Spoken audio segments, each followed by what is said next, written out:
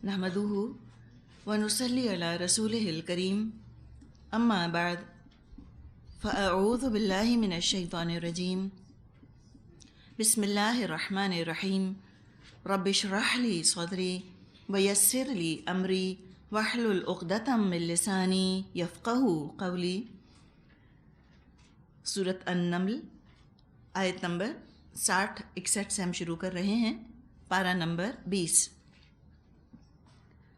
फरमाया अम्मन खलक़स समावाति वल अर्द व अनज़ल लकुम मिनस समाई माअन फ़अंबतना बिही हदाइक़ ज़ात बहजा मा कान लकुम अन तुंबितू शजरहा अइलाहुम मअल्लाहि बल हुम कौमुन यादिलून।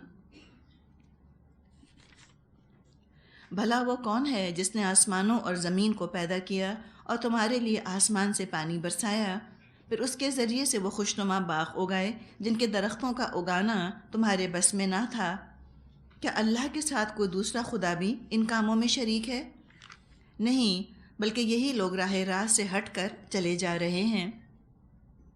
अम्मन जअल अर्द क़रारन व जअल खिलालहा अनहारन व जअल लहा रवासिया व जअल बैनल बहरैनि हाजिज़ा अइलाहुम मअल्लाहि बल अक्सरुहुम ला यअलमून। और वो कौन है जिसने ज़मीन को जाए करार बनाया और उसके अंदर दरिया रवां किए और उसमें पहाड़ों की मेखें गाड़ दीं और पानी के दो ज़ख़ीरों के दरमियान पर्दे हाइल कर दिए। क्या अल्लाह के साथ कोई और खुदा भी इन कामों में शरीक हैं? नहीं, बल्कि इनमें से अक्सर लोग नादान हैं। तब यहाँ से हम देख रहे हैं कि कुछ सवालात का सिलसिला शुरू हो रहा है। सवालात पूछे गए, उनको मुशाहिदे की दावत दी गई कि तुम खुद ऑब्ज़र्व करो और तुम खुद इन्फर करो, तुम खुद एक्सपेरिमेंट के तौर पे ज़रा बाहर निकलो और फिर तुम देखो, मुशाहिदात करके देखो, फिर बताओ तुम्हारा क्या नतीजा निकलता है। ये जो तरीक़ा है ऑब्ज़र्व करने का, इन्फर करने का, फिर नतीजे तक पहुँचने का, यही दरअसल आज की साइंटिफिक अप्रोच है। इसी साइंटिफिक अप्रोच का यहाँ पर हम एक मुज़ाहिरा देख रहे हैं कि तुम सबूत चाहते हो तो कुछ सबूत ऐसे होते हैं जो तजर्बा करके इंसान को हासिल होते हैं। एक्सपेरिमेंट करके आपको कुछ हक़ाइक़, कुछ सबूत, कुछ प्रूफ्स मिलते हैं। कुछ सबूत सिर्फ मुशाहिदा करके मिल जाते हैं, सिर्फ ऑब्ज़र्व करके मिल जाते हैं, वो भी काबिल क़बूल होते हैं। तो यहाँ इनसे कहा गया कि तुम ज़रा ज़मीन और आसमान की तख्लीक़ पर गौर करो। क्या बग़ैर किसी के बनाए ये बन गए हैं? क्या ख़ुद ब खुद बन गए हैं? जिसमें ज़रा सी भी एक पैसे की भी अक्ल होगी वो यही कहेगा कि नहीं, किसी ने इनको बनाया है तो ये बने हैं। फिर तुम देखो ज़रा ज़मीन आसमान की तरफ, कितने मुख्तलिफ हैं, उसके बावजूद आपस में मिलजुल कर काम कर रहे हैं। कोई क्लैश नहीं इनके अंदर, एक सिस्टम दूसरे सिस्टम को सपोर्ट करता है। अगर आसमान का खुदा अलग होता, ज़मीन का खुदा अलग होता, तो ये सारी चीज़ें आपस में इस तरह कोऑपरेट ना करती, बल्कि एक दूसरे पर हावी होने की कोशिश करते, डोमिनेट करने की कोशिश करते। एक सिंक्रोनाइज सिस्टम की तरह पूरी कायनात काम ना कर रही होती। तो कायनात को देखकर जो मुशाहिदा है इंसान का, जो ऑब्ज़र्वेशन है, ऑब्ज़र्वेशन ये बताती है इंसान को कि इन सब का बनाने वाला एक ही है। दो बातें पता चलती हैं कायनात पर गौर करने से। नंबर 1, किसी के बनाने से बनी है। नंबर 2, बनाने वाला एक ही है, अलग अलग आर्किटेक्ट्स नहीं हैं, अलग अलग खालिक नहीं हैं। अगर होते तो आपस में इस तरह से हार्मनी ना होती, इस तरह आपस में मिलजुल कर ये काम ना कर रहे होते। तो बहुत सी चीज़ों की तरफ जो है तवज्जो दिलाई गई कि तुम ज़रा फूलों को तो देखो, तुम बागों को तो देखो। ज़ाता बहजतिन, बहजा का मादा बा हा जीम है। ज़ौजिम बहीज भी हमने पढ़ा था। مطلب ہوتا ہے تازہ، بارونق، خوبصورت. کہ اللہ تعالیٰ نے کیا خوبصورت دیکھو دنیا بنائی ہے. آگے پڑھیں گے ہم. قل سیروا فی الارض، ان سے کہو تم ذرا دنیا کی سیر تو کرو، تم ذرا دنیا کو آبزرو تو کرو. کیا اللہ تعالیٰ کی شان ہے، کیا اللہ تعالیٰ کی صنائی ہے، کیا اللہ تعالیٰ کی کاریگری ہے، کیا اس کی قدرت ہے کہ ہو نہیں سکتا کہ انسان ان چیزوں کو دیکھے اور سبحان اللہ نہ کہے. کتنی اللہ تعالیٰ نے خوبصورت، کتنی حسین، کتنی تسکین دینے والی اللہ نے دنیا بنائی ہے، کوئی شک نہیں. ذرا سا انسان اپنے آپ کو فریش کرنے کے لیے دو چیزوں کو آزما کے دیکھے. ایک یہ کرے کہ وہ کسی مین میڈ چیز کے سامنے بیٹھ جائے، مثال کے طور پر ٹیلی ویژن کے سامنے بیٹھ جائے یا کمپیوٹر کے سامنے بیٹھ جائے. اور ایک یہ کرے کہ وہ ذرا باہر نکل کر گھومے اور پھرے، اللہ کی قدرتوں کا مشاہدہ کرے. یقیناً اس کو فرق محسوس ہوگا. جب انسان اللہ کی صنائی، اللہ کی قدرت کو دیکھتا ہے، نکل کے تر و تازہ ہو جاتا ہے اس کا دماغ، اس کی تھکن واقعی دور ہوتی ہے. فریشنس کو دیکھتا ہے، اللہ کی قدرت کو، آسمان کو، زمین کو، پھولوں کو، پہاڑوں کو دیکھتا ہے، اور عجیب سی اس کو اپنے اندر ایک تسلی اور ایک سکون کا سا احساس ہوتا ہے، پیس کا احساس ہوتا ہے. اور انسانوں کے بس میں تو نہ تھا واقعی کہ انسان اتنی خوبصورت دنیا بنا دیتے، اتنی پرفیکٹ، اتنی پیاری. کیا اللہ کے علاوہ بھی کوئی اور معبود ہو سکتے ہیں؟ الہ کا ایک مطلب ہوتا ہے وہ ہستی جس کی طرف سکون کے لیے رجوع کیا جائے. اس ہستی کی طرف انسان رجوع کرتا ہے دعا کے ذریعے، اور اسی ہستی کی جو خلاقی ہے اگر اس کی طرف بھی رجوع کیا جائے تو وہ چیز بھی انسان کو سکون دیتی ہے. قدرت کے نظاروں کے درمیان رہنا، نیچرل بیوٹی کو دیکھنا، یہ چیز بھی انسان کو سکون بخش دیتی ہے، پیس فراہم کرتی ہے. تو فرمایا اتنا کچھ تو اللہ نے بنایا، پھر بھی یہ سیدھے راستے سے ہٹ رہے ہیں. یعدلون، یعدلون کے دو مطلب کیے گئے ہیں. ایک تو یہ کہ سیدھے راستے سے ہٹ جانا، دوسرا مطلب اس کا ہے برابر کرنا، عدل سے لفظ بنا ہے. تو سیدھے راستے سے ہٹ جانا بھی ایک طرح سے برابری کے معنوں میں یوں آتا ہے کہ یہ غلط راستے کو صحیح راستہ سمجھ رہے ہیں، درست راستے سے یہ ہٹ گئے ہیں. پھر پوچھا کہ بتاؤ کون ہے جس نے کہ زمین کو جائے قرار بنایا، ایک پنگھوڑی کی طرح بنا دیا،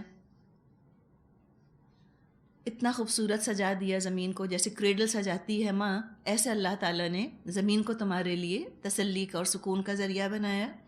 اور اس میں اللہ نے نہریں بہا دیں، اور اللہ نے اس پہ پہاڑ رکھ دیے، اور پانی کے دو ذخیروں کے درمیان پردے ڈال دیے.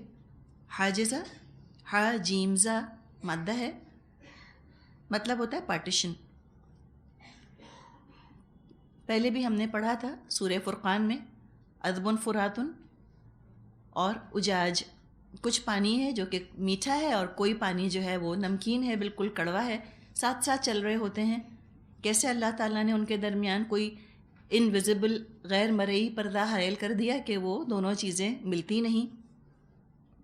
تو کیا کوئی اور یہ کام کر سکتا ہے؟ کوئی کر نہیں سکتا. اکثر لوگوں کو علم ہی نہیں اللہ کی قدرتوں کا. حقیقت یہ ہے کہ جس کے پاس جتنا علم ہو اتنا زیادہ وہ اللہ سے متاثر ہوتا ہے، اور اتنا متاثر ہوتا ہے کہ بس وہ اللہ کے سامنے اپنا سر ہی زمین پہ رکھ دیتا ہے اور وہ کہتا ہے سبحان اللہ، اللہ تیری کیا قدرت ہے. یہ باہر کی دنیا کا حال بیان کیا گیا.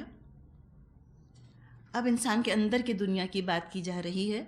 فرمایا آیت 62، اَمَّن يُجِيبُ الْمُضْطَرَّ إِذَا دَعَاهُ وَيَكْشِفُ السُّوءَ وَيَجْعَلُكُمْ خُلَفَاءَ الْأَرْضِ أَإِلَٰهٌ مَّعَ اللَّهِ قَلِيلًا مَّا تَذَكَّرُونَ. کون ہے جو بے قرار کی دعا سنتا ہے جب کہ وہ اس کو پکارے، اور کون اس کی تکلیف رفع کرتا ہے، اور کون ہے جو تم کو زمین کا خلیفہ بناتا ہے؟ کیا اللہ کے ساتھ کوئی اور خدا بھی یہ کام کرتے ہیں؟ تم لوگ کم ہی سوچتے ہو، کم ہی غور کرتے ہو. تو انسان کے اندر کی دنیا کا بھی حال بیان کیا گیا. انسان کی اندرونی دنیا بھی الٹ پلٹ ہوتی رہتی ہے، قلب کے ساتھ، دل کے ساتھ۔ قلب کا مطلب ہی ہوتا ہے الٹنے پلٹنے والی چیز۔ کبھی انسان کے اندر پیس ہوتا ہے، سیرینٹی، سکون، تسکین ہوتی ہے، کبھی اندر کی دنیا اپسیٹ ہو جاتی ہے، پریشان ہو جاتا ہے انسان، حالت اضطرار میں چلا جاتا ہے۔ تو فرمایا کہ اس وقت جو مستر ہوتا ہے، مستر کی تکلیف کو کون دور کر سکتا ہے اللہ کے سوا؟ مستر ایسے انسان کو کہا جاتا ہے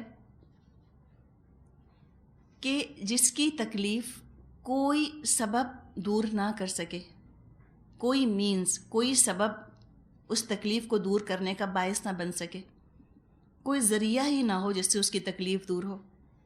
اور یہ تکلیف جسمانی بھی ہو سکتی ہے، یہ تکلیف ذہنی یا نفسیاتی یا جذباتی بھی ہو سکتی ہے۔ مثال کے طور پہ جسمانی طور پہ ہو سکتا ہے اتنی شدید تکلیف ہو، کوئی پین کلرز اس تکلیف کو کم نہ کر پا رہے ہوں، اور یہ ہوتا ہے انسان کو اتنی شدت کی تکلیف میں، اتنی شدت کی اذیت میں مبتلا ہوتا ہے انسان کہ ڈاکٹر بھی عاجز آ جاتے ہیں۔ عاجز سے مراد کیا ہے؟ بے بس ہو جاتے ہیں۔ وہ کہتے ہیں ہم ہائیسٹ ڈوز دے رہے ہیں پین کلر کا، لیکن تکلیف نہیں دور ہو رہی ہوتی، سبب بیکار ہو جاتے ہیں، سبب ذریعہ نہیں بن پا رہے ہوتے اذیت کو دور کرنے کا۔ تو اللہ ہی ہے جو کہ اس تکلیف کو لے جاتا ہے اور دور کرتا ہے۔ اور مستر کسی ذہنی یا جذباتی یا نفسیاتی اذیت کی وجہ سے بھی کوئی تکلیف میں، اذیت میں مبتلا ہو سکتا ہے۔ قریب ترین رشتہ دار بیٹھے ہوتے ہیں، وہ کچھ نہیں کر پا رہے ہوتے، سب بے بس ہوتے ہیں، تو ایسے میں اللہ ہی ہے وَيَكْشِفُ السُّوءَ جو تکلیف کو دور کر دیتا ہے، تکلیف کھول دیتا ہے۔ جو کائنات کا، جو انسانوں کا بنانے والا ہے، وہی ان کا مالک بھی ہے اور وہی قادر بھی ہے، کنٹرولر بھی ہے۔ مراد یہ ہے کہ تم اپنے رب سے کانٹیکٹ کیا کرو نا جب تم کو تکلیف ہو، کوئی مشکل آئے، کوئی پریشانی آئے، اللہ سے رابطہ قائم کرو دعا کے ذریعے سے۔ حاجت روا، مشکل کشا، غوث پاک تو وہی ہے، غوث اعظم وہی ہے۔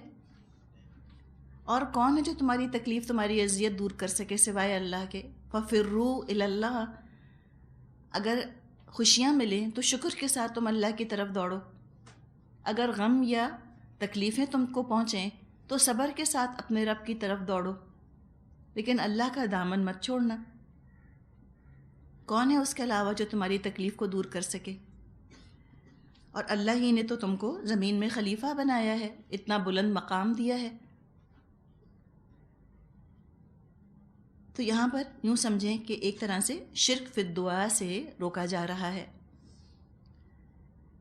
کہ اللہ کے علاوہ کسی اور سے دعا مت کرو، اس لیے کہ وہ بے بس ہستیاں ہیں، تمہارا کچھ کر نہیں سکیں گی، کوئی فائدہ تم کو پہنچا نہیں سکیں گی۔ ابراہیم بن ادھم سے کسی نے پوچھا کہ دعائیں کیوں قبول نہیں ہوتیں؟ تو انہوں نے جواب دیا کہ تم نے اللہ کو پہچانا لیکن اس کا حق نہ ادا کیا، تم نے قرآن پڑھا مگر اس پر عمل نہ کیا، تم نے محبت رسول کا دعویٰ کیا مگر سنت پر عمل نہ کیا، تم نے شیطان سے دشمنی کا دعویٰ کیا مگر اس کی مخالفت نہ کی، تم نے موت کو حق جانا مگر عافیت کا سامان نہ کیا۔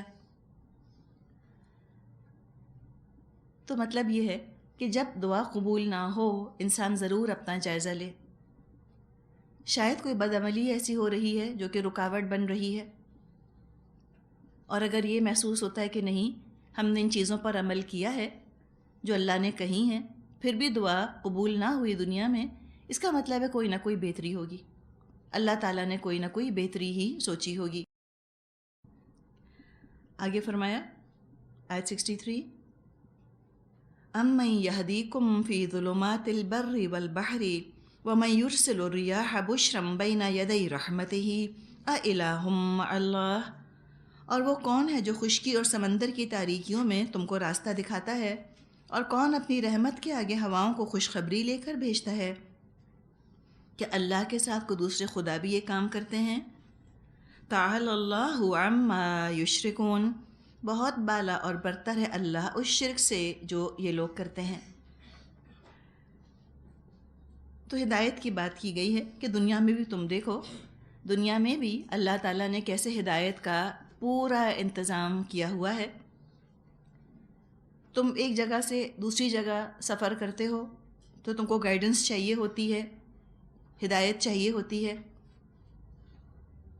تو ہدایت ایسی ہی ضروری چیز ہے انسان کی زندگی کے لیے جیسے کہ کھانا اور پینا اس کی ضرورت ہے۔ خشکی میں کچھ لینڈ مارکس ہوتے ہیں جو منزل کا پتہ دیتے ہیں، تو بر میں بھی اللہ تعالیٰ نے کچھ نشانیاں رکھ دی ہیں۔ اس کے علاوہ آسمان پر ستارے روشن کر دیے ہیں کہ باہر میں ہو تو بھی تم کو پتہ چل جائے۔ اور جہاں تک ستاروں کا تعلق ہے، آپ کے علم میں یہ بات ہوگی کہ چاہے کوئی خشکی پر سفر کرتا ہو یا سمندر میں کرتا ہو، بہرحال وہ ستاروں سے رہنمائی لیتے ہیں۔ اتنے سفسٹیکیٹڈ گیجٹس اور آلات آج کل ایجاد ہو گئے ہیں، لیکن پھر بھی نیویگیشن کے لیے ستاروں سے مدد لی جاتی ہے۔ تو جب دنیا میں اللہ نے اتنا بہترین انتظام کر دیا، تو دنیا سے آخرت کی طرف رہنمائی کرنے کے لیے بھی تو اللہ نے انتظام کیا ہوگا۔ یہ کیسے ہو سکتا ہے کہ اللہ تم کو آخرت کی طرف کوئی ہدایت نہ دے جو تمہاری منزل ہے؟ یہ تو ناممکن ہے، ہو نہیں سکتا۔ اس کے لیے بھی اللہ نے روشن آیات کا اہتمام فرما دیا، اور ان تمام چیزوں سے فائدہ انسان ہی تو اٹھا رہا ہے، لیکن اس کو چاہیے کہ پھر وہ اپنے رب کا شکر بھی ادا کرے۔ پوچھا گیا بتاؤ کہ اللہ کے ساتھ اللہ جیسے طاقتور، اللہ جیسے خالق کوئی اور بھی ہیں؟ اور اللہ تو بہت بلند ہے ان ہستیوں سے کہ جن کی یہ تعریفیں کرتے ہیں اور جن کو اللہ کے ساتھ اس کی خدائی میں شریک قرار دے دیتے ہیں۔ 1400 سال پہلے کے جو مشرکین عرب تھے وہ اپنے دیوی دیوتاؤں کو بہت کریڈٹ دیا کرتے تھے۔ اس کے علاوہ آپ دیکھیں جو بھی میتھولوجیز ہیں، چاہے گریک میتھولوجی ہو یا رومن میتھولوجی یا ہندو میتھولوجی، انہوں نے بہت سے دیوی دیوتا بنا لیے ہیں۔ کوئی سمندر کا خدا ہے، کوئی ہواؤں کا خدا ہے، کوئی پوسائیڈن ہے، اور کوئی ایٹلس ہے، اور کوئی زیوس ہے، اور کوئی وینس ہے۔ طرح طرح کے دیوی دیوتاؤں کا گورکھ دھندا انہوں نے بنا دیا اور ہر ایک کو اللہ کا شریک قرار دے دیا۔ یہ ان کا شرک تھا۔ آج ہم دیکھتے ہیں آج کا جو پڑھا لکھا طبقہ ہے، ایجوکیٹڈ طبقہ ہے، جو سائنس کا علم جس نے حاصل کر لیا، وہ اللہ کی تمام قدرت کے مظاہروں سے، قدرت کے قوانین سے فائدہ اٹھاتے ہیں، لیکن اللہ کو کریڈٹ نہیں دیتے، اللہ کا شکر ادا نہیں کرتے، اس کو رب نہیں مانتے۔ ہر ایجاد کرنے والے، ہر دریافت کرنے والے کی عظمت دلوں کے اندر ہے۔ جنہوں نے انوینشنز کیے ہیں، جنہوں نے ڈسکوریز کی ہیں، ان کی بہت عزت، ان کی بڑی عظمت، ان کا بڑا چرچا۔ ہر کتاب میں ضرور ہی وہ ان کا ذکر کر دیں گے کہ فلاں نے یہ چیز ڈسکور کی، فلاں نے یہ چیز انوینٹ کی، لیکن اللہ کی عظمت کا ذکر ہی نہیں،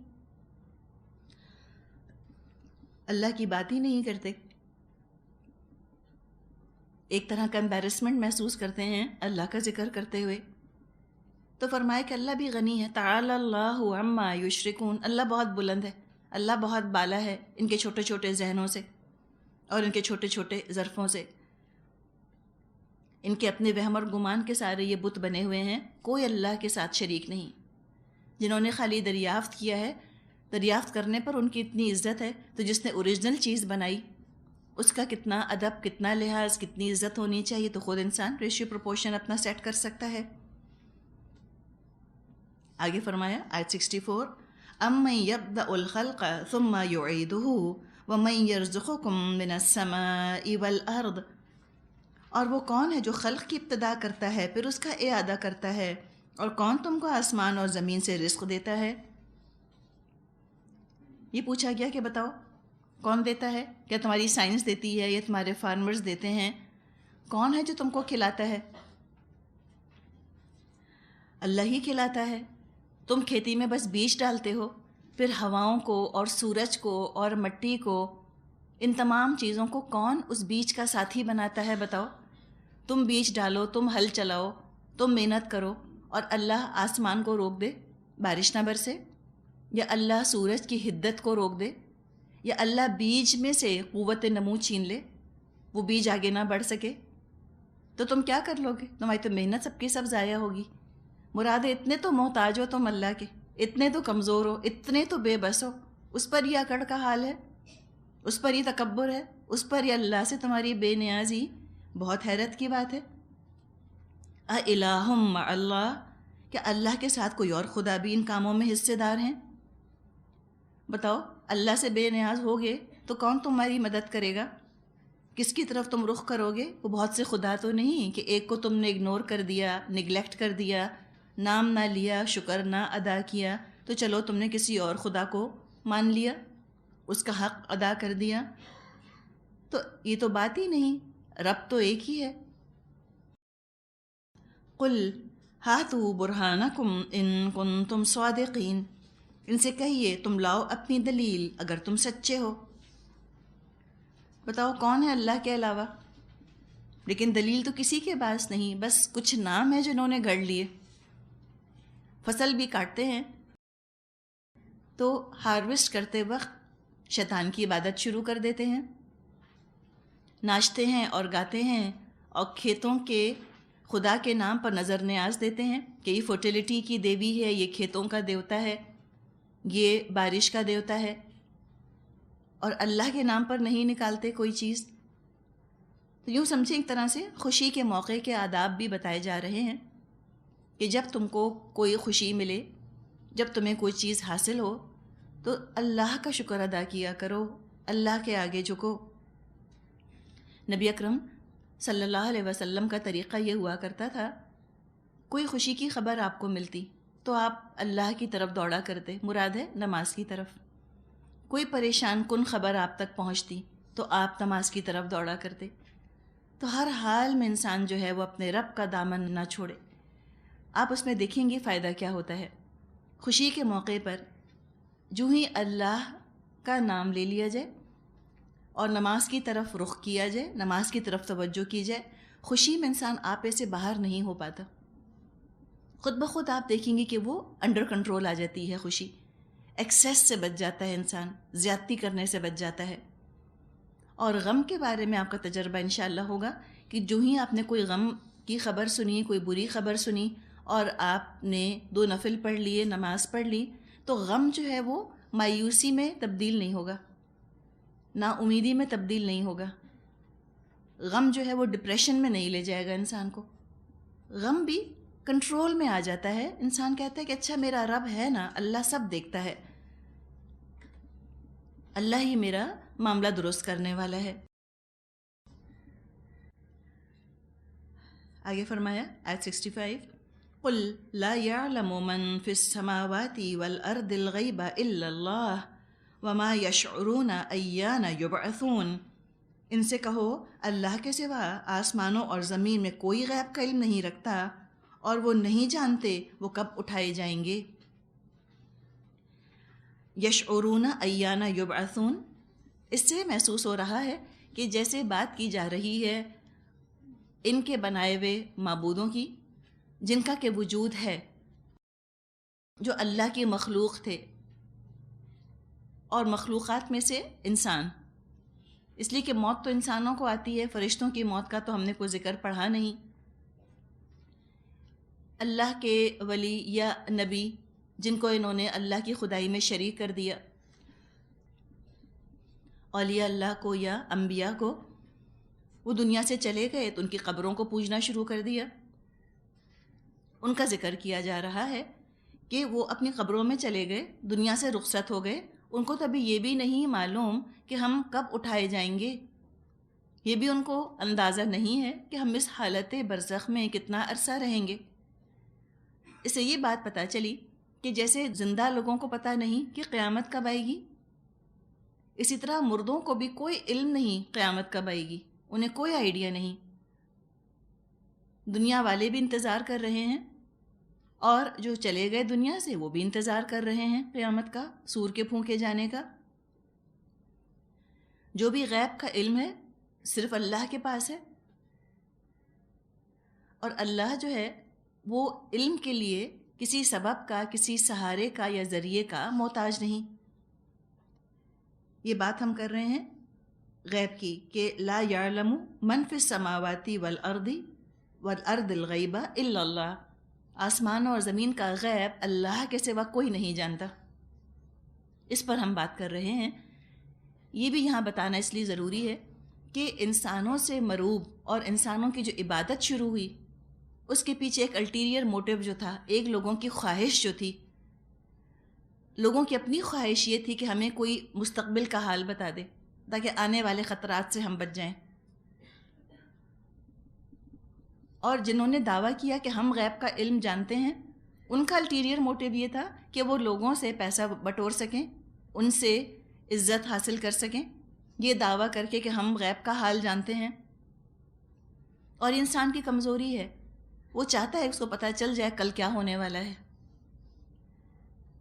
اور چونکہ یہ چیز انسان کی کمزوری ہے اور کمزوری ہی کو ایکسپلائٹ کیا جاتا ہے، تو یہاں پر اللہ تعالیٰ نے انسانوں کی پروٹیکشن، ان کی حفاظت کے لیے کہ انسان اپنے جیسے انسانوں کے ہاتھوں ایکسپلائٹ نہ ہوں، ان کا استحصال نہ ہو، کوئی ان کو بیوقوف نہ بنائے، یہ بتا دیا کہ دیکھو غیب کا علم کوئی نہیں جانتا، کوئی تمہارا ہاتھ دیکھ کے نہیں بتا سکتا تمہاری شادی کب ہوگی، یا تمہارے کتنے بچے ہوں گے، یا تم کتنی زندگی پاؤ گے، یا تمہارے پاس کتنی دولت آئے گی۔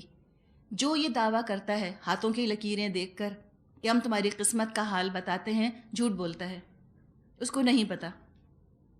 صرف اور صرف اللہ جانتا ہے کہ کل کیا ہونے والا ہے۔ مستقبل ایک ایسا کمرہ ہے جس کی چابی کسی کے پاس نہیں، کوئی کھڑکی نہیں، کوئی اس کے اندر سوراخ نہیں کہ کوئی جھانک کر دیکھ کر بتا دے۔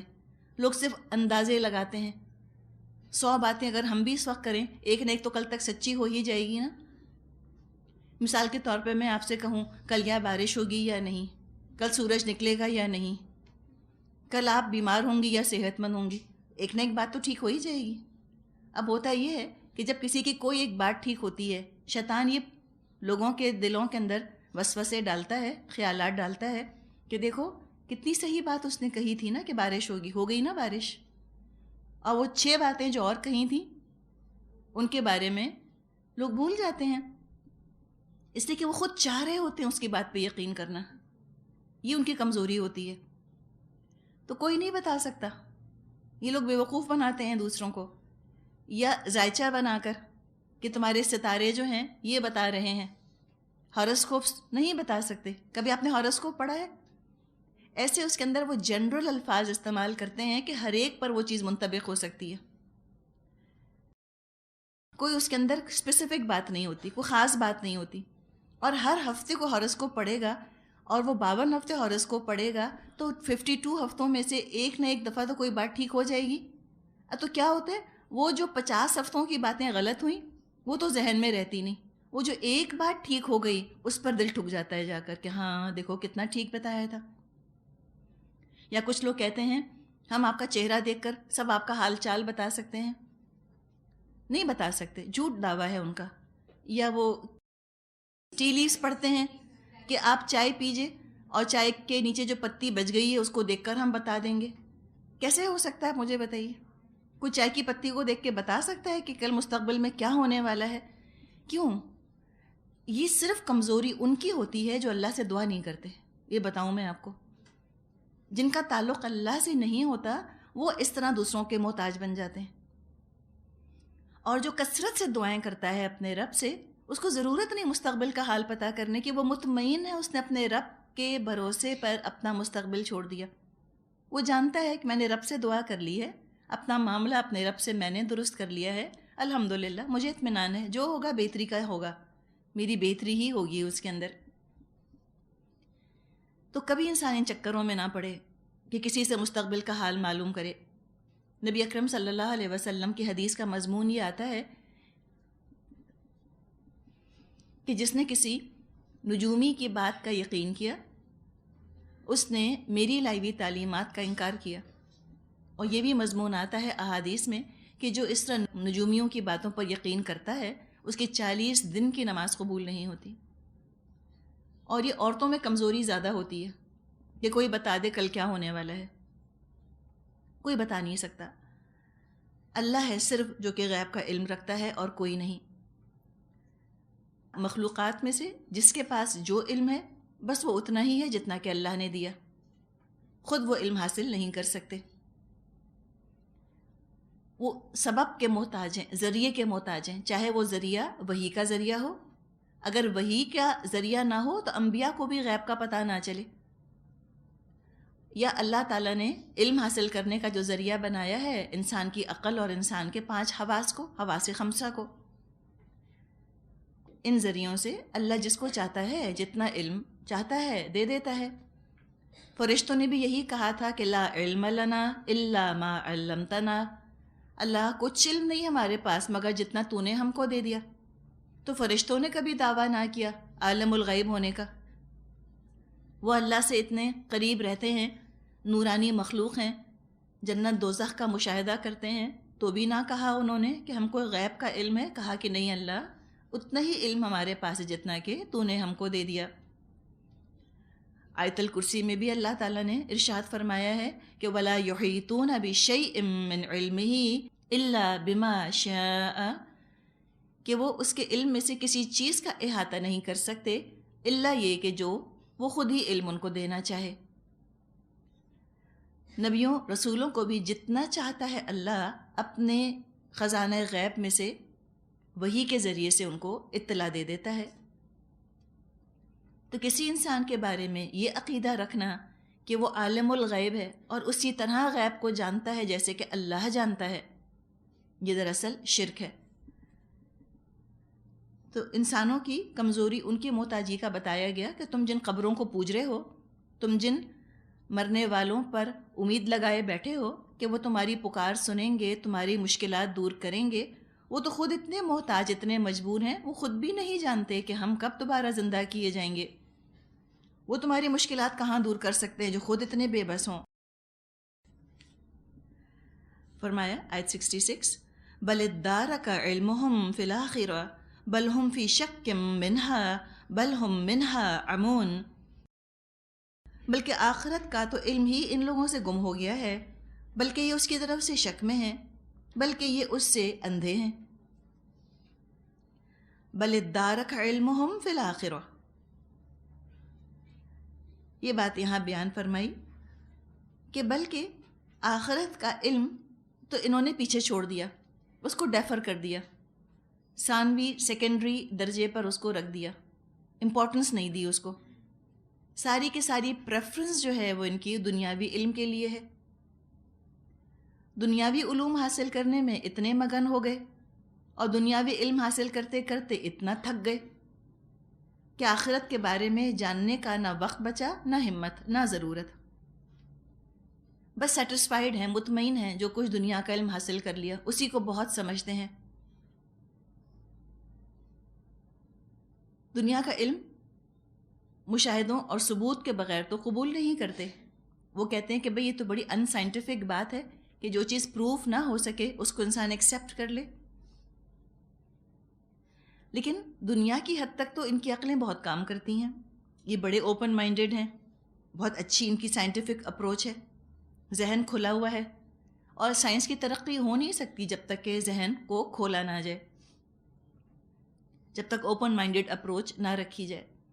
لیکن آخرت کے بارے میں بالکل کلوزڈ مائنڈڈ ہیں، نیرو مائنڈڈ ہیں.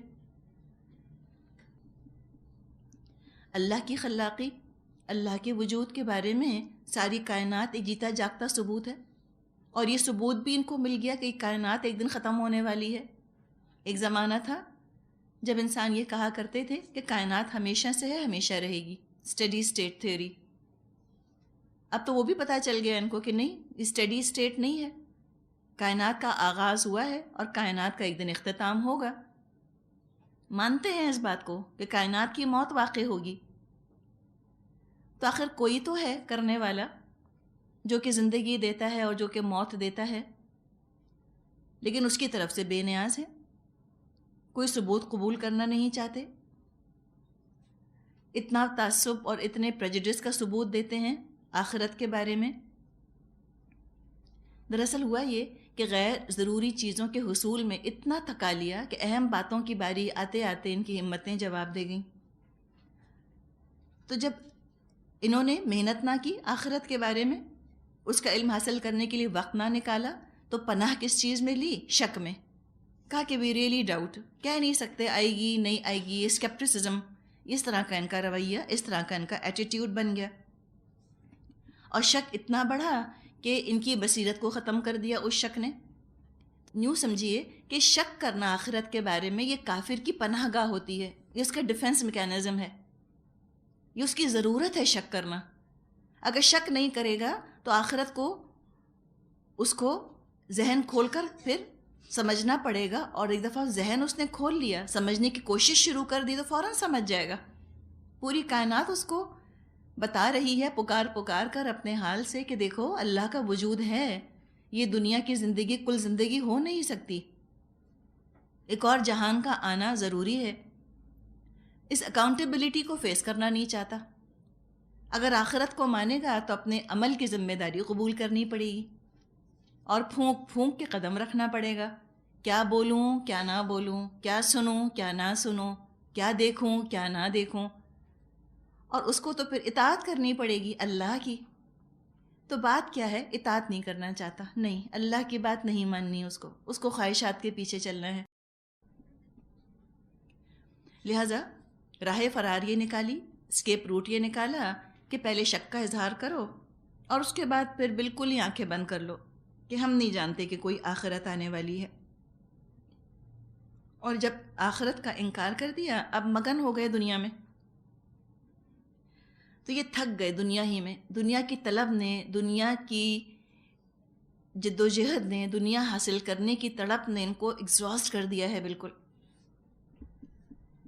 اب آپ دیکھیں اس کی مثال کیسی ہے کہ اللہ نے تو بھیجا ہے انسان کو دنیا میں امتحان کے لیے نا۔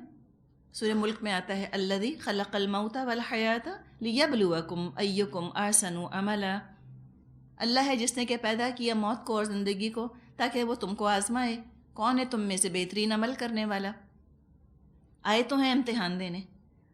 اب اس کو ایک مثال سے ہم سمجھتے ہیں کہ کوئی بچہ ہو جیسے، پیپر، پینسل، کپڑا، جوتا، ہر چیز کا انتظام کرے کہ بھی کل مجھ کو پیپر دینے کے لیے جانا ہے، لیکن ان چیزوں کے انتظام میں اتنا مشغول ہو جائے، اتنا بزی ہو جائے کہ پڑھنے کا وقت نہ ملے اس کو۔ جس ایگزام کی تیاری کے لیے وہ تیاری کر رہا ہے، اس ایگزام کے لیے پڑھنے کا وقت ہی نہ ملا، کتابیں نہ کھولیں، یونیفارم پہ استری ہوتی رہی اور جوتے پالش ہوتے رہے اور پینسلیں شارپ ہوتی رہیں اور باقی سب ہوتا رہا، پڑھائی نہ ہوئی۔ یا سب ارینجمنٹ تو کر لیے لیکن اس میں اتنا تھک گئے کہ جب پیپر دینے بیٹھے تو سو گئے۔ یہ آپ نے سنا ہوگا بعض اسٹوڈنٹس کا، 24 گھنٹے وہ جاگتے رہے، پڑھتے رہے، اور ایگزامینیشن ہال میں بیٹھے، سر نیچے رکھا 1 منٹ کے لیے، آنکھ اس وقت کھلی جب ٹائم گزر چکا تھا۔ سنا ہے آپ نے؟ چند بچوں کے ساتھ ایسے ہو چکا ہے بیچاروں کے ساتھ۔ تو کتنی اذیت، کتنی تکلیف ان کو ہوتی ہوگی جب ان کی آنکھ کھلتی ہوگی۔ یہی حال ان لوگوں کا ہوگا قیامت کے دن، سخت پچھتائیں گے، سخت اذیت اور تکلیف کا شکار ہوں گے کہ کہاں ہم نے گنوا دی اپنی زندگی، جو کام کرنا تھا وہ تو کرا ہی نہ، جس کام کے لیے سارا انتظام کیا تھا وہی کام رہ گیا۔ دنیا میں اس لیے بھیجا تھا کہ آخرت کی تیاری کریں، لیکن آخرت کی تیاری کے علاوہ سب کرتے رہ گئے۔ تو اس بچے کی طرح ہی کا ان کا حال ہو گیا۔ دنیا کی اکثریت اسی طرح سے گزارا کر رہی ہے کہ آخرت کے لیے جو کرنا چاہیے اس کے لیے فرصت نہیں۔ آگے فرمایا آیت 67-68، وَقَالَ الَّذِينَ كَفَرُوا أَإِذَا كُنَّا تُرَابًا وَآبَاؤُنَا أَإِنَّا لَمُخْرَجُونَ لَقَدْ وُعِدْنَا هَذَا نَحْنُ وَآبَاؤُنَا مِنْ قَبْلُ إِنْ هَذَا إِلَّا أَسَاطِيرُ الْأَوَّلِينَ۔ یہ منکرین کہتے ہیں کیا جب ہم اور ہمارے باپ دادا مٹی ہو چکے ہوں گے تو ہمیں واقعی قبروں سے نکالا جائے گا؟ یہ خبریں ہم کو بھی بہت دی گئی ہیں اور پہلے ہمارے آباء و اجداد کو بھی دی جاتی رہیں، مگر یہ بس افسانے ہی افسانے ہیں جو اگلے وقتوں سے سنتے چلے آ رہے ہیں۔ یہ ہے، اس کو ہم کہتے ہیں نا انگلش میں state of denial. State of denial میں چلے گئے، کہتے ہیں نہیں کوئی آخرت نہیں آنی. کہا تو سب قصے کہانیوں کی باتیں ہیں. حقیقت ان کو افسانہ لگنے لگ گئی، اور افسانے سن سن کر افسانے حقیقت لگنے لگ گئے. اور بات وہی ہے کہ اپنی خواہشات کی اندھی پیروی ہو نہیں سکتی اگر آخرت پر یقین ہو، لہٰذا اس کا انکار کر دیتے ہیں. یہ ان کو آسان لگتا ہے. خود پر کنٹرول کرنا بہت مشکل کام ہے، نفس پر لگام ڈالنا بڑا مشکل لگتا ہے. تو ایک طرح سے آسٹرچ ایٹیٹیوڈ کا مظاہرہ کر رہے ہیں، اسٹیٹ آف ڈینائل میں چلے گئے. جیسے کہ بلی کو دیکھ کر کبوتر آنکھیں بند کر لے، تو ان کے آنکھیں بند کر لینے سے آخرت غائب تو نہیں ہو جائے گی. دنیا میں کوئی سورج کو دیکھنا نہ چاہے اور نہ دیکھنے کے لیے اپنی آنکھیں بند کر لے، تو اس کی آنکھیں بند کرنے سے سورج غائب تو نہیں ہو جائے گا. ان کے انکار کرنے سے کیا ہوتا ہے؟ قیامت کا تو آنا ہے، اللہ کا پختہ وعدہ ہے اور وہ آ کے رہے گی، چاہے یہ کسی بھی طرح اس کی اہمیت کو کم کرنے کی کوشش کریں. تو ان سے کہا گیا کہ اچھا تم یہ سمجھتے ہو کہ آخرت نہیں آئے گی، تو ذرا گھومو اور پھرو دیکھو. آیت 69-70 قل سیروا فی الارض فانظروا کیف کان عاقبۃ المجرمین. کہو ذرا زمین میں چل پھر کر دیکھو کہ مجرموں کا کیا انجام ہو چکا ہے. پھر آبزرو کرنے کو کہا گیا، چلو پھرو ذرا دنیا میں، گھومو پھرو، سیرو، ذرا سیر تو کرو دنیا کی، تم ذرا ڈیٹا تو کلیکٹ کرو. اور ڈیٹا کلیکٹ کرنے کے لیے جسمانی طور پہ ایک جگہ سے دوسری جگہ سفر کرنا بھی اب تو ضروری نہیں رہا. انفارمیشن ہائی وے پر سفر کر کے بہت سے فیکٹس اور فگرز انسان کو مل سکتے ہیں. خود انسان ذرا انٹرنیٹ پر جا کر بیٹھ جائے اور اس کے ذریعے سے معلومات اکٹھی کر لے، اور ذرا سا وہ کمپیریزن کر لے کہ اللہ کو ماننے والے ان کا کیا حال ہوتا ہے ذہنی طور پہ، اور جو اللہ کو نہیں مانتے ان کا ذہنی طور پہ کیا حال ہوتا ہے. ایک تو اللہ تعالیٰ نے یہ بات یہاں فرمائی ہے نا کہ تم ذرا گھومو پھرو زمین میں دیکھو کہ مجرموں کا انجام کیا ہوا. تو یہاں مراد وہ قومیں ہیں جن پر کہ اللہ کا عذاب آیا، ان کے شہر تباہ ہو گئے، ان کی بستیاں تباہ ہو گئیں، سب موت کی نیند سو گئے، کھنڈر بن گئی ان کی بستیاں. یہ تم دیکھو تو کھنڈرات بھی موجود ہیں. ایک عذاب ہوتا ہے کہ انسان کو موت تو نہیں آتی، مرتا تو نہیں، لیکن اس کی زندگی اسی طرح کی کھنڈر بن جاتی ہے، روونز بن جاتی ہے، زندگی روونز میں تبدیل ہو جاتی ہے. دل ان کے ویران ہو جاتے ہیں، زندہ ہوتے ہوئے زندگی کا لطف اٹھا نہیں رہے ہوتے، زندگی ایک بوجھ بن کے رہ جاتی ہے جس کو کہ وہ ڈریگ کرتے پھرتے ہیں. تو یہ بھی انجام ہے مجرموں کا. یہ بھی ان کو اللہ تعالیٰ ایک طرح سے نقد سزا دیتا ہے دنیا میں کہ زندہ ہیں لیکن زندگی ان کو خوشی نہیں دے رہی، تسکین نہیں دے رہی. اور اس کے لیے آپ بہت سا ڈیٹا کلیکٹ کر سکتے ہیں. دیکھ لیں کہ لاخدا ذہنیت رکھنے والے لوگ، ایتھیسٹ جن کو ہم کہتے ہیں، یہ ڈپریشن میں سب سے زیادہ جاتے ہیں اور خودکشی بھی سب سے زیادہ یہی کرتے ہیں. بہت جلدی مایوسی کا شکار ہو جاتے ہیں، نا امید ہو جاتے ہیں. ٹینشن بھی، نفسیاتی امراض بھی ان کو سب سے زیادہ ہوتے ہیں. زندگیوں میں یہ بیلنس نہیں رکھ سک رہے ہوتے، اس وجہ سے بہت سے سوالات کا ان کو جواب نہیں مل رہا ہوتا. اللہ کا انکار کرنے سے جتنا انسان اپنے آپ کو اپسیٹ کرتا ہے اتنا کسی اور کو نہیں کرتا، اپنی ہی ذات پہ ظلم کرتا ہے. کسی نے کہا تھا کہ اگر اللہ کا وجود نہ بھی ہوتا تو انسان کی ضرورت تھی کہ وہ اللہ کی تصور کو ایجاد کرتا. اپنے ذہن سے یہ ایجاد کرنا پڑتا ایک تصور انسانوں کو، خود کو تسلی دینے کے لیے، خود کو سکون دینے کے لیے. بہت سے معاملات انسان کے اپنے اختیار میں نہیں ہوتے، بہت سے نتائج انسان کی مرضی کے خلاف نکلتے ہیں جو انسان کو ناگوار لگتے ہیں. جو لوگ اللہ کو نہیں مانتے، ہر ناکامی کا الزام وہ اپنے اوپر لیتے ہیں، خود کو بلیم کرتے ہیں اور مایوسی کے اندھیروں میں، گہرائیوں میں ڈوبتے چلے جاتے ہیں، خود کو نقصان پہنچایا. اور جو اللہ کو ماننے والے ہوتے ہیں وہ ناکامی کو برداشت کر لیتے ہیں مضبوط دل سے. وہ کہتے ہیں کہ اللہ کو یہی منظور تھا، میں نے کوشش کر لی، اللہ نے نہ چاہا، کوئی نہ کوئی بہتری میری ہوگی. یہ چیز ان کو مایوس یا ڈپریس نہیں ہونے دیتی، توانائی ان کی برقرار رہتی ہے۔ اور جو حقیقت میں اللہ کو مانتا ہے، سوال ہی نہیں پیدا ہوتا کہ وہ کبھی بھی خودکشی کرے یا ڈپریشن میں چلا جائے۔